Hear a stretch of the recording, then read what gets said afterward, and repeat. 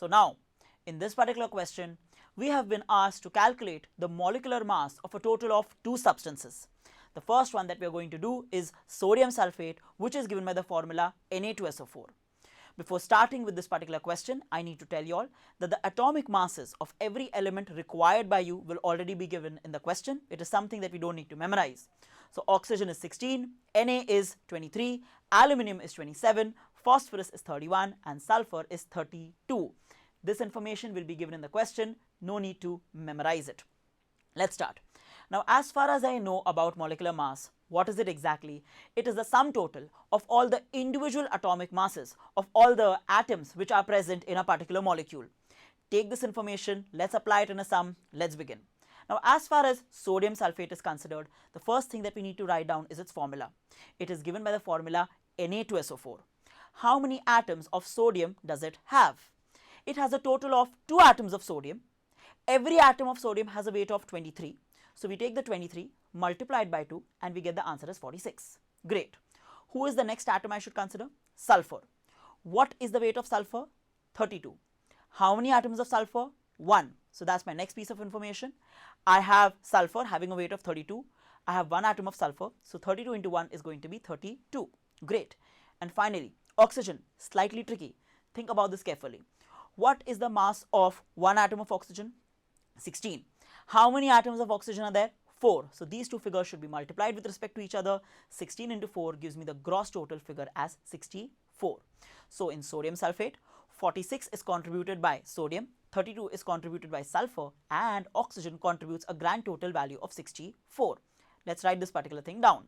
Molecular mass, as you know, is the sum of the constituent atomic masses. So when we get the molecular mass, I can write it down as, for sodium sulfate specifically, I am going to have the atomic mass of sodium multiplied by 2. Then I am going to have the atomic mass of sulfur multiplied by 1. And finally, I am going to have the atomic mass of oxygen, and that number needs to be multiplied by 4. Perfect. Now what are we going to do?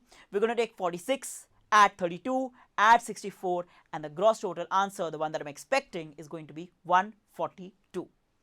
If you've understood that carefully, we can move on to the next example. Now in the next example, we are going to take aluminium phosphate given by the formula AlPO4.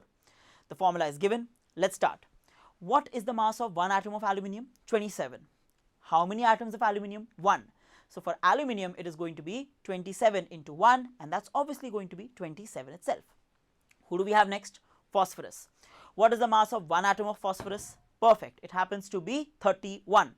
How many do I have? I have 1. So I'm going to take 31 into 1, which is equal to 31. Finally, we have oxygen. For oxygen, the mass of 1 atom of oxygen is 16. How many do we have? 4. So it is going to be 16 into 4, and that is going to be 64. Let's write down the formula.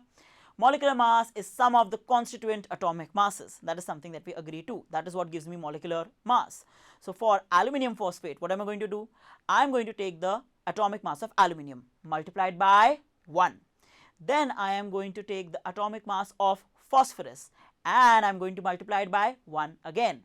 But finally, I am going to take the atomic mass of oxygen, and what number am I going to multiply it by? Perfect. I am going to multiply it by 4. Now what do I get?